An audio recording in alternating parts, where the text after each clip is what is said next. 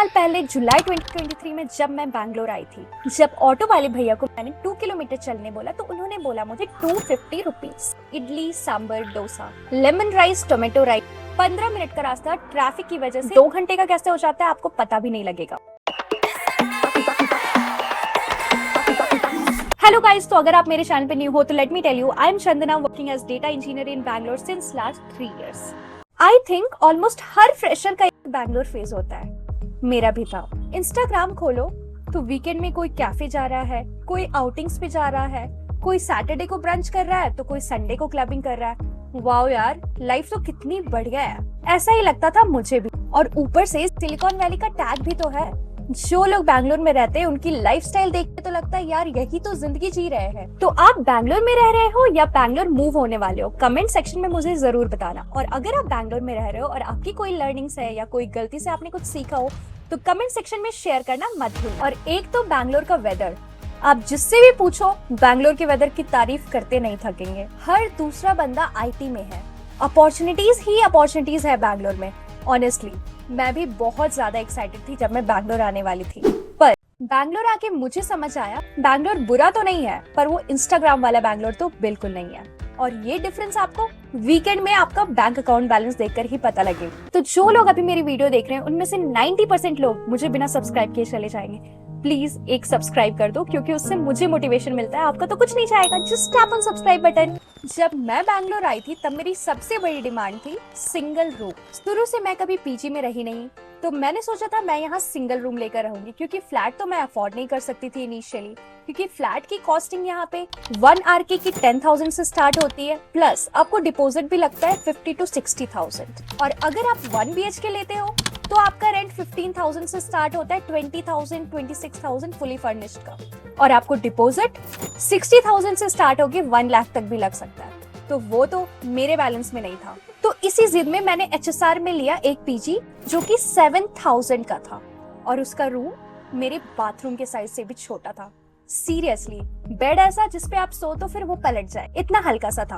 और एक कबर्ड जो कि 2 फीट का भी नहीं था। रूम में एक स्लैब, एक बेड, एक कबर्ड और रूम खत्म। ऊपर से 4th फ्लोर चढ़ना पड़ता था, नो लिफ्ट। भाई यहाँ मुझे जिम मेंबरशिप की भी जरूरत नहीं पड़ी थी, मेरी हेल्थ वैसे ही डाउन हो गई थी। अब रूम का साइज तो कोई फिर भी एडजस्ट कर ले, क्योंकि हमारी तो बजट भी नहीं है। पर मेन इशू था खाना। खाना रोज मिलता था, 3 टाइम मिलता था, पर हर सुबह idli, dosa, lemon rice, tomato rice जो कि खाने लायक होता था, और दोपहर को राइस रसम, रात को राइस रसम रोटी, सब्जी ऐसी जो आप टेस्ट भी नहीं कर सकते हो, दाल ऐसी जिसमें दाल ही नहीं दिखाई देता था, और इतना स्पाइसी कि ये खाने के बाद आप बीमार ना पड़ो, ऐसा हो नहीं सकता। तो सिर्फ 15 दिन में मुझे ये पीजी चेंज करना पड़ा, क्योंकि मुझे हॉस्पिटल में एडमिट होना नहीं था, क्योंकि मेरी हेल्थ कंडीशन पूरी खराब हो गई। और उस टाइम मुझे समझ आया बैंगलोर में सिर्फ रेंट कैलकुलेट नहीं करना होता है, हेल्थ के लिए बजट भी कैलकुलेट करना होता है। जितने पैसे आप पीजी में रहकर बचाना चाहते हो उतने पैसे तो आप हॉस्पिटल में दे आओगे, या फिर बाहर का खाना ऑर्डर करके खर्च कर दोगे। तो ये डिसीजन बहुत इंपॉर्टेंट है। तो मैं आपको बताती हूँ कैसे आप ये गलती नहीं करो और अपने लिए आप कैसे बेस्ट एकोमोडेशन ढूंढोगे। तो मैं आपको कुछ लोकेशन बता रही हूँ, नोट डाउन जरूर करना। अगर आपको ऑफिस इन लोकेशंस के पास है, BTM लेआउट, माराथली या इलेक्ट्रॉनिक सिटी, तो आप यहीं पे एकोमोडेशन ले सकते हो। आपको मोस्टली मेट्रो फैसिलिटी यहाँ पे अवेलेबल है, और अगर मेट्रो नहीं है तो BMTC की बस चलती है। माराथली में बहुत लो कॉस्ट में आपको फ्लैट्स मिल जाते हैं, पीजीज मिल जाते हैं, और वहां से ट्रैवल करने के लिए BMTC बस का ऑप्शन है। और अगर आप बैंगलोर में नए हो तो फ्लैट मत लो। तो रोड पर नहीं रहना है, आप ले सकते हो पीजी, और पीजी में भी आई विल सजेस्ट यू कि आप शेयरिंग ही लो। शेयरिंग अफोर्डेबल रेंज में आ जाती है, लाइक 11.5 12,000 तक गर्ल्स की पीजी। ये मैं डबल शेयरिंग का आपको रेट बता रही हूँ। और बॉयज की पीजी में थोड़ा कम रेंट भी लग सकता है, लाइक 9,000 10,000 तक। प्लस पीजी में सिक्योरिटी डिपॉजिट अराउंड 4,000 5,000 या 6,000 लगते हैं, उससे ज्यादा नहीं। और अगर आप फुल्ली फर्निश्ड फ्लैट ले रहे हो तो 20,000 से स्टार्ट होकर 26,000 तक रेंट हो सकता है, depending on the area. Plus deposit आपका 50,000 60,000 से स्टार्ट होता है, and it will go up to 1 lakh. तो आपके बजट के अकॉर्डिंग आपको डिसाइड करना है कि आपको स्टे कौन सा लेना है और किस एरिया में लेना है। और सेकेंडली, नई सिटीज में डायरेक्टली फ्लैट लेना मुझे पर्सनली सही नहीं लगता, आप पीजी में रहते हो, आप बॉन्डिंग बनाते हो, आप अलग कल्चर के, अलग स्टेट्स के, अलग कंपनीज के लोगों से मिलते हो जिनके अलग जॉब रोल्स होते हैं, तो आपको काफी कुछ लर्निंग्स मिलती है।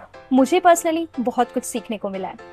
तो I am suggesting you to take PG, but मेरी तरह सिंगल रूम के प्यार में मत पड़ जाना।